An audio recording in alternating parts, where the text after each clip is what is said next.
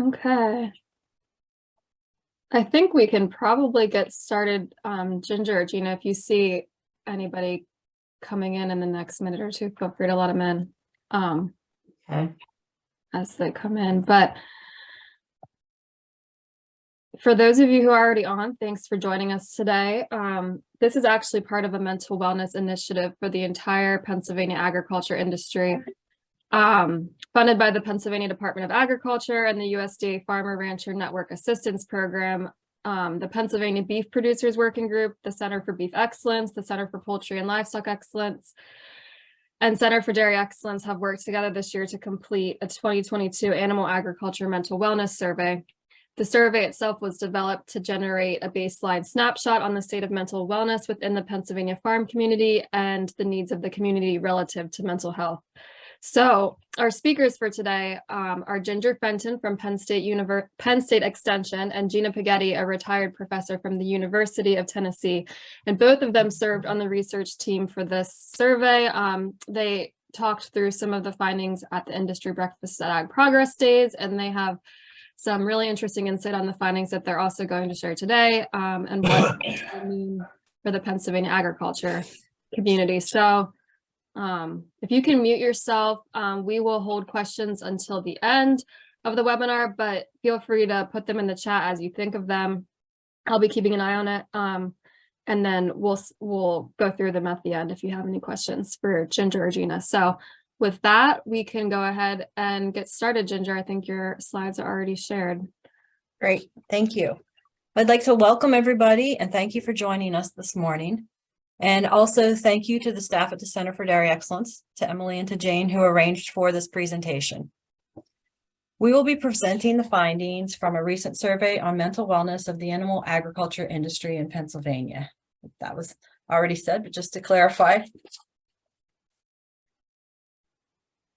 I would like to recognize, as Emily mentioned, this survey was conducted through a collaborative effort of representatives of several organizations that are involved with animal agriculture in Pennsylvania. And we would like to acknowledge the time and effort put forth by all these individuals.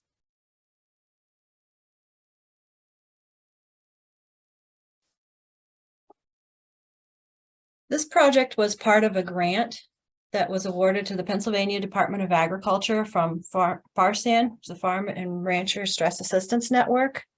The objectives of the survey, as posed in the grant, were: 1, to generate a baseline snapshot of mental wellness in the Pennsylvania farm community, and 2, to identify potential needs related to mental health.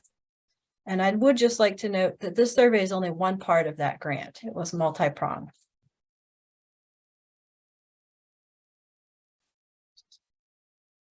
The survey was delivered using mixed modes, which means there was a paper version and an electronic version made available. Data were collected from December 11th, 2021 through January 31st of 2022. 2 surveys were developed for separate audiences. Those audiences were Pennsylvania livestock producers and dairy producers. And then also the other survey was for ag industry professionals in the state. Livestock producers included dairy, beef, swine, poultry, small ruminants, and other species. The partner organizations utilized their mailing lists and distributed 7,862 surveys. A total of 592 surveys were returned, which gives us a response rate of 7.5%. So we would like to urge you and have noted in red font to please use caution when viewing the results of the survey, as they're only generalizable to those that responded and not to the larger ag population. Additionally, 329 surveys were distributed to ag industry professionals in Pennsylvania. The response rate for this survey was 31%, as we received 102 surveys back. This is a higher response rate, but again, we'd also like to note this is a difficult target population to quantify, as we're not really sure who all is encompassed by the term ag industry professional in Pennsylvania. So to talk a little bit about the responses that were received. The farmer survey asked respondents if they were completing the survey on behalf of themselves or for someone else. Over 94% of those indicated that they were completing it for themselves. And I would just like to note, data are only presented for the farmer survey because this question was not asked of the ag industry professionals. When looking at response by gender, the farmers indicated 70% were male and 27% were female, while the ag industry professionals that responded were almost equal in their distribution, with 50% indicating they were male and 48% indicating they were female. Both groups of respondents to the surveys indicated that they preferred not to answer. 2% of both groups preferred not to answer. Oops, sorry, just hit my mouse. When looking at the age distribution of our respondents, you'll note there's a similar pattern, but I would like to point out there's different scales presented in the data, again, because we're looking at a much different number of total respondents for each survey. So like I said, we see a similar pattern, but different scales. The oldest age group or largest population of farmer respondents was in the 61 and up category at 37%. The ag industry respondents that were 56 or above made up 38%. So both of these looked similar, while the youngest group had the fewest respondents for both surveys. And just to note, besides the scales being different, the categories are slightly different as well for the two surveys. And that's another reason why they're not both on the same table. When asked about their experience in agriculture, again, note these categories were slightly different between the two surveys, and the scales are different on the two graphs that are presented, but the observations are similar. As expected with the previous slide, a larger percentage of respondents are in the oldest categories. A large percent have farmed for more than 40 years, so they are likely to have experienced market swings and weather extremes or natural disasters. They may have been through disease outbreaks and other events that are prone to add stress to farming. 211 of the producer respondents were in the 61 and up category, and 40% had farmed for more than 41 years. So there were many lifelong farmers that responded to this survey. And I just like to throw out something to think about.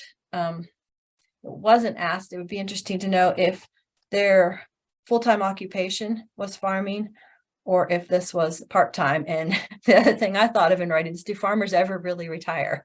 I think a lot of them don't. So it makes sense that we have so many that indicate that they've been in the farming profession for such a long time.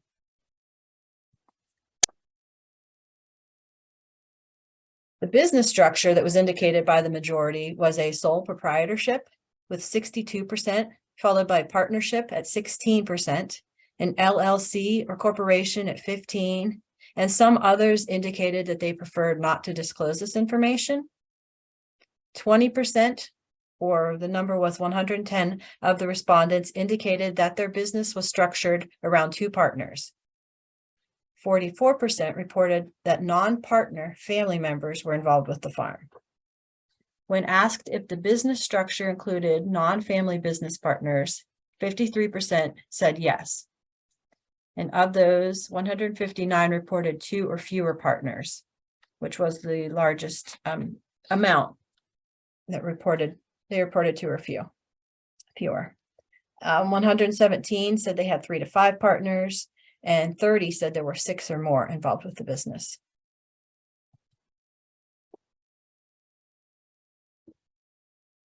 The answer categories were slightly different when a similar question was asked of our ag industry professionals, according to the type of business structure that they most frequently encountered. Husband and wife team was reported by 35, and that's the percentage. I'm sorry, that's the number. And then sole proprietorship was reported by another 28. So if we total these two choices together, 61% of the respondents said either sole proprietorship or husband and wife team. Respondents were also asked to mark all that applied in relation to the type of livestock they had on their operation. So they could have indicated that there were multiple species on the farm. 319, so they had dairy cows. Of those, 227 said they only had dairy cattle, which you can see in the smaller chart on the right. 275 had beef cattle, of which 184 said they only had beef, and 91 said they had dairy and beef. 68 had only other species.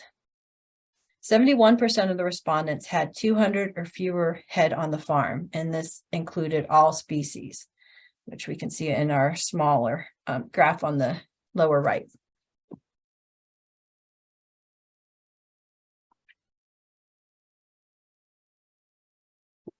Dairy was the most commonly encountered industry, as reported by our ag professionals, with 71%. Cash and grain crops was the second most common industry at 10%. The survey introduction references ag industry professionals who work with livestock. So I'd just like to note, while many still work with livestock producers, sorry, let me back up just a second. They may still work with livestock, but it was not necessarily the most frequently encountered, with dairy being the most common response. The ag industry professionals that responded were diverse, with 20% who said they were some other type that didn't fit one of the categories presented, which again, it may have been generalists or who knows exactly what they would consider their profession. 19% said they were from the financial or accounting sector. 17% were from a veterinary field. 9 said feed and nutrition. 9 also said they were with a marketing cooperative or a cooperative extension. 5 said they dealt with crop inputs. 5 were in sales. Some indicated they were in breeding and genetics. We had some engineers respond, and then 1 each said hauling or transport, equipment provider, or nutrient management.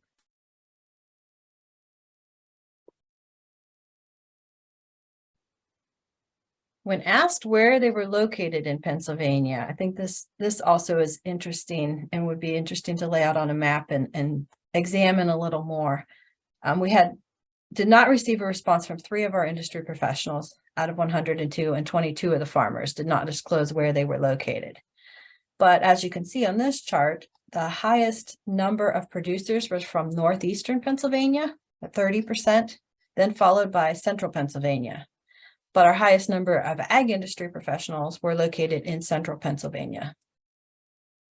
So again, I would note, I think it would be interesting to compare to the map and the density of where our livestock operations and dairy operations are located in Pennsylvania, as it might look just a little bit different.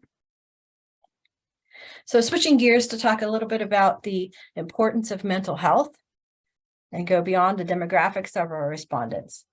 Overall, the respondents indicated that mental health was moderately or very important, with 98% of the farmers responding this way and 90% of the industry. Note that both survey response are on the same graph, but the total numbers were different. So if you look, it looks like the industry responses are much lower. It's just because it's represented by a number, not a percent. So I'd like to make sure that that's clear. Also of note, there were 39 farmers that chose not to answer this question. We suspect that it's because of where it was located on the survey. It was very close to the instructions, and it was the first question on the survey. So we think that it may have been missed by some of the respondents, that they just skipped over it. Of the ag industry professionals, 72% felt that mental health is a serious issue in the farming community. And we have a lot going on in this graph. But I'd like to draw your attention to the top 3 responses. So for all 4 groups that the producers were responding on behalf of, which included themselves, a spouse, a family member, and what they had observed with their employees, when asked about feelings and behaviors, the #1 response that they had observed was feeling tired or having less energy. The number 2 response, again, across all 4 categories, was feeling nervous or anxious. And the third was low energy, which I think we differentiated, although it's not defined this way in the survey, but differentiated maybe as a sustained, just lower level of energy for a long time.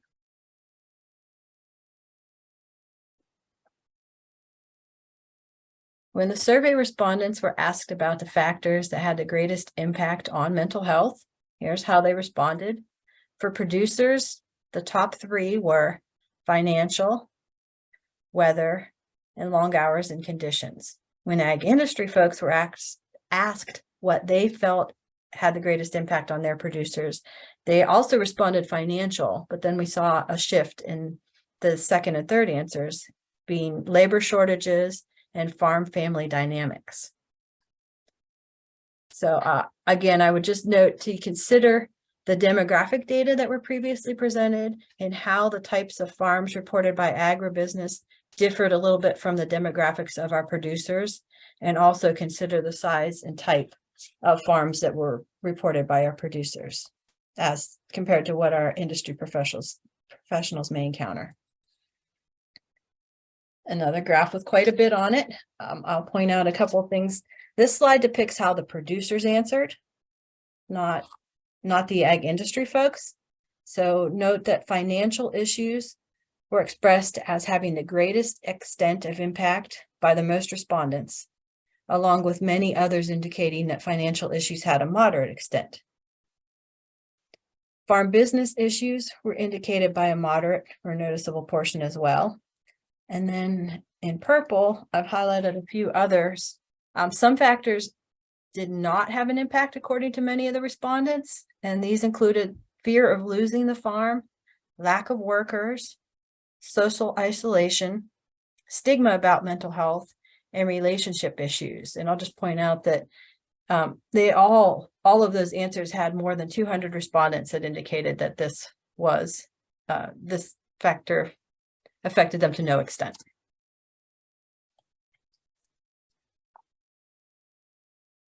When farmers were asked with whom they've talked in the past year, I don't know that this is surprising on the high end, but I think on the low end, it was a little bit surprising. Spouse and family members and friends were the most prevalent answers.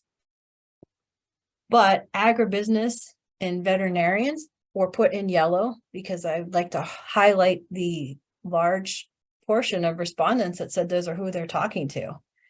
To me, that tells me that we have to be sure and include our ag business professionals, our veterinarians in conversations about mental health and well-being, because that's not the area of expertise of a lot of these individuals and not what their specialty is. I'd also like to note that we put some other things in green just to differentiate.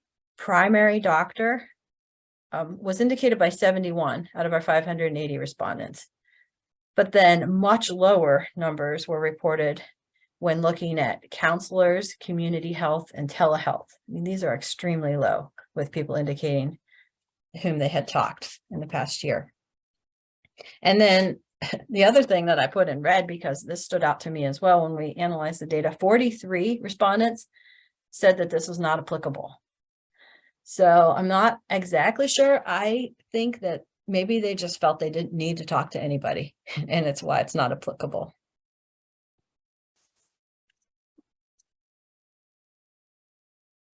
So the left-hand pie chart details the percentage of farmers' confidence levels in spotting warning signs in others. Notice that 86%, when adding the blue, the light green, and the orange together, indicated that they were at least somewhat confident in spotting warning signs. On the right-hand side, we can see that 73% said that they were at least somewhat confident in responding. So once they saw those signs, how would they respond to them? What we thought was really interesting, though, was to compare this when looking at how farmers responded to how ag industry professionals responded when they were asked the same question. These comparisons are made as percentages and not total numbers because we put them side by side. And what we found interesting, there seems to be a bit of a shift in the confidence levels of farmers that indicated greater confidence in spotting warning signs and in responding to a mental health issue than the ag industry professionals that answered this question. And I guess one thing that was really of note to me were the number of ag industry professionals on the right-hand side that said they were not at all confident in responding.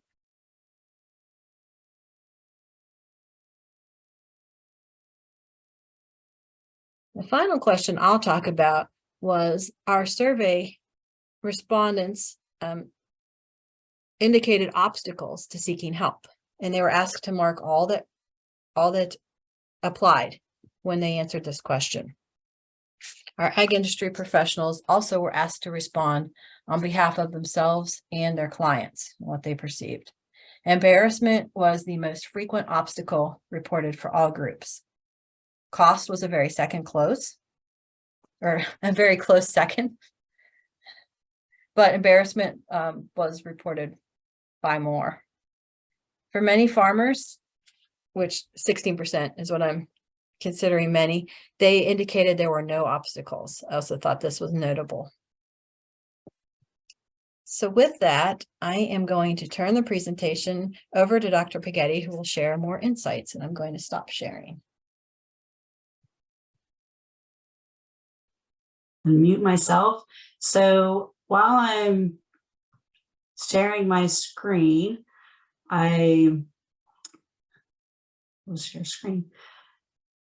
Say thank you for joining us today. I greatly appreciate those that are joining us and those that might join us later. I say from joining the webinars later.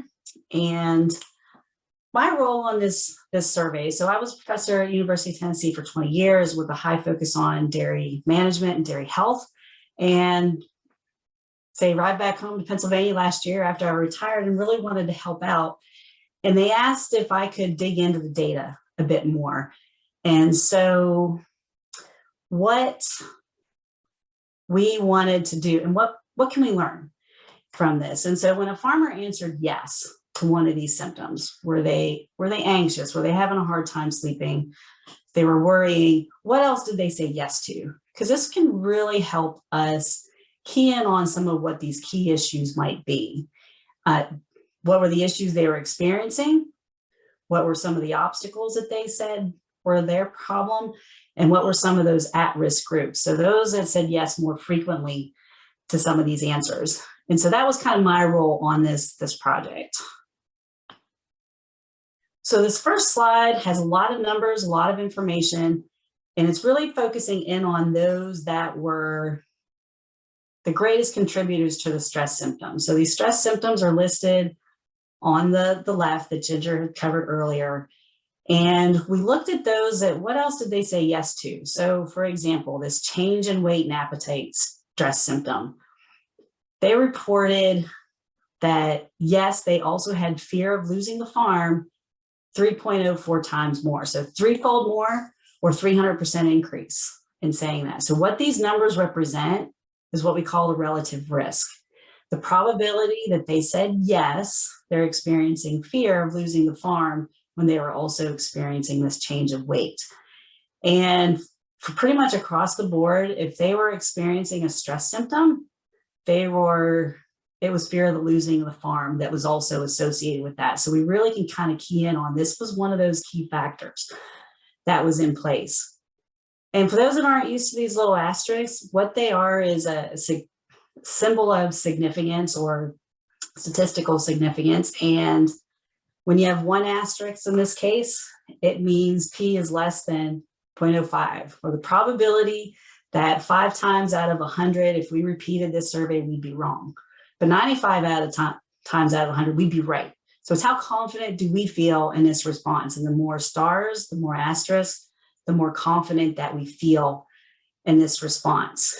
And so when we look at that, 3 aspects that pulled up most frequently when they're experiencing stress were fear, financial stress, family dynamics. And if you think back to what Ginger presented, the entire population, though financial stress was there, that was one of the top reasons. But long hours and weather were also those 2 top reasons. But when we really focus in on those people that were feeling the symptoms, we can see what's really driving that process. And fear and family dynamics were the new ones that popped up with that. And so recognizing that these are probably what we need to be concerned about. I do want to caution everyone and say, when you see this number sign for addiction, episodes of violence, thoughts of suicide, that was less than 10% of our population. And so an important part, but at less than 10%, we really need to be cautious in how we're interpreting that data, even though we may see these high levels of significance and confidence here. We just need to be careful. But overall, fear, financial stress, family dynamics, those are going to be the three big drivers of those stress symptoms. So this next slide was really focusing in on what are the obstacles that were in place. So our stress symptoms are again down the side. And when we looked at any obstacle, so this would, on the survey, they would have said, no, I don't have any obstacles. We looked at the opposite. So the opposite would have been yes, there's any obstacle that is in place. And in virtually every single stress symptom, there was an obstacle that could be that was present. But when we go in and start looking at specifics, it really does match up with what Ginger was saying earlier, where those issues might be. Cost here was the number one answer. Cost and embarrassment, I think, were pretty tightly linked, to say they were both highly prevalent. And that's borne out when we look at these association of, yes, I'm experiencing this. Yes, cost is an issue. Embarrassment is an issue. And I think what popped up a little more was those family dynamics. That was there, but a little less strongly when we looked at the entire population. And so in thinking about these obstacles that may be in place, is it embarrassment of asking for help? That's asking for it. Because I know as a farmer, as me growing up, I hate to ask for help. That is not my strong suit. And so it may be that you can't do it alone and it's hard to come up and ask for that help. So that's kind of how I think about that embarrassment aspect. But hopefully that's getting easier. I say with all of the different groups that are going out and celebrities are saying, hey, I'm struggling. Maybe this will be less of a challenge down the road. And family, I think this also can take several different aspects to it, in that it may just be you have a lot going on with family. And so it's hard to find the time, or is it more that, let's say, there's that peer family pressure there of seeking that access or not? So that I don't think we know the true answers of why. We just know that family's tied into that dynamic as part of it. All right, so these next few slides are really focusing in on who might be our more at-risk populations. So we're using relative risk again. And we're looking at women, who was 1 out of 4 roughly in our population, versus men, and found that for most of the symptoms, so difficulty concentrating, changes in weight and appetite, worry, anxiousness, little interest in performing activities, hopelessness, this was more low energy, difficulty sleeping. This was more of a challenge in women. So more of the women said, yes, I'm experiencing these symptoms, compared to the proportion of men. And so they are more at risk, as I was saying. Maybe just because we like to do it all. I say we love to go out. We love to be on the farm. We love being with our kids. We may have outside jobs too, and trying to multitask, that may be all part of that dynamic process. And so women do tend to have more of a challenge. That also may be linked to what are the access to some of the resources that were there. So this next set of slides shows a chart where we're looking at the percentage of women that said, yes, cost is an issue, compared to men, which are in the blue. The women are in the orange. And when we look at cost, the availability and the accessibility to resources for mental health, women said those were a greater challenge for them than the men did. So a higher proportion said these are an issue than those male respondents. I say embarrassment and family, they seem to be more consistent across the male and female populations. Yes, they're a challenge, but it was more balanced across those two male and female populations.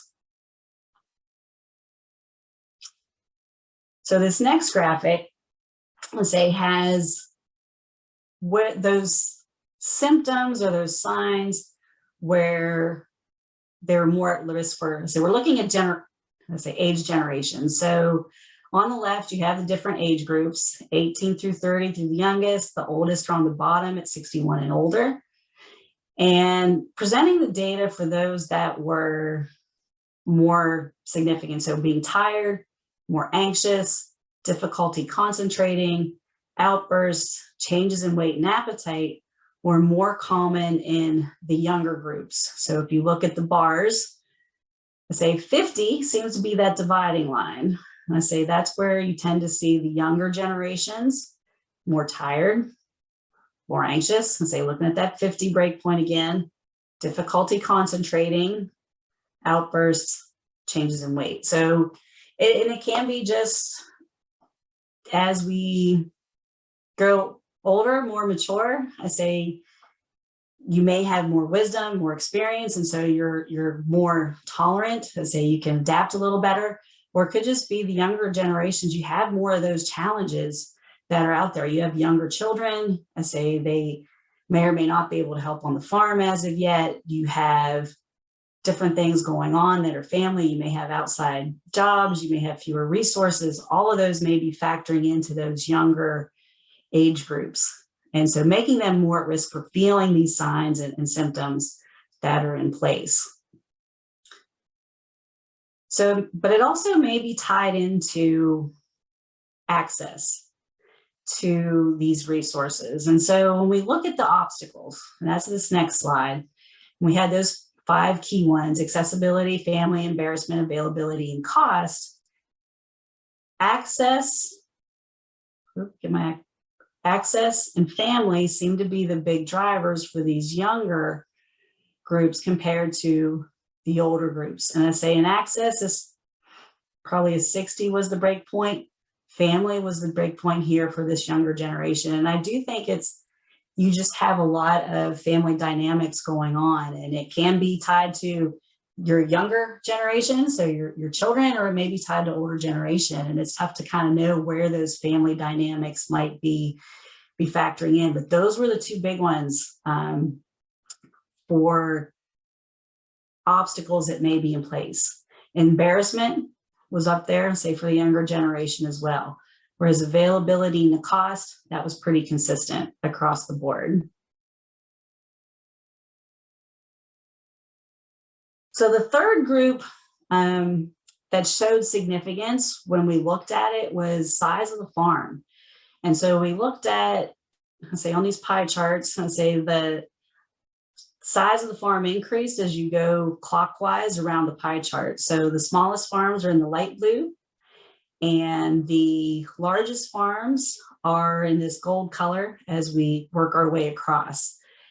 And when we look at those signs and symptoms, generally they increase as the size of the farm does. So if we look at anxiousness, 38%, and these are percents on these groups, 38% indicated in the small farms said they were feeling anxious of the respondents, versus 66% of those large farms with 500 plus animals on their farm. And so, and this was true for several of those symptoms. I say anxiousness, constant worry, outbursts, little interest, hopelessness, difficulty concentrating, difficulty sleeping. So those were the big drivers that we saw for those larger farms. And it probably tied to those responsibilities that may come in place with those larger sizes. You're probably going to have more employees that you're worried about in terms of keeping them employed, making sure things go the way you want them to go, a little less control. You may be more diversified. You have more input resources, more outputs. There may be more regulations. All of that kind of factoring into this higher level of stress, more financial concerns that may be part of it. So really more I say that size does matter when we're thinking about these people who are experiencing the stress. Oop, did not change my slide. There we go. So what are our take-home messages? And say going across gender is part of the presentation in mind. Most are viewing mental health as important. I say whether we look at the, let's say, farmers or we're looking at the ag professionals, everyone views this as an important issue and we're concerned. And it's not just knowing that mental health is, everybody's experiencing these stress symptoms. So farmers are experiencing the stress symptoms, but it's also the entire animal ag community. So those professionals that are working with them. So I think it's a general aspect of animal ag. It's a tough industry and you don't have a lot, you have some control, but you don't, there's a lot of things you don't have control over. And so stress is definitely part of that equation. And when we look at how do you recognize these signs? There was a difference between the farmers and the ag professionals. Farmers were a little more confident, or were the ag professionals a little underconfident in recognizing and responding? And in talking to Ginger and others, there's been targeted education, I think, at those members of the industry. And so maybe they're like, okay, maybe we know a little bit too much. We know what we don't know, I guess, maybe in that case. And so it may be a little harder to recognize than we thought. And so that may be part of that equation. When we look at the sources that are driving the stress symptoms, and so those things that for those that are already experiencing those stresses, fear of losing the farm, that financial stress, and family dynamics are going to be those biggest drivers. And kind of keying in our resources to make sure we can help address some of those concerns will definitely, I would hope, bring some help and aid to that. When we think about obstacles that are in place, cost is definitely there. Embarrassment, availability, and family-related issues can be obstacles that are in place. And so better understanding of those and how we might be able to address those will be important. Say programs and things to the future, looking at our more at-risk populations.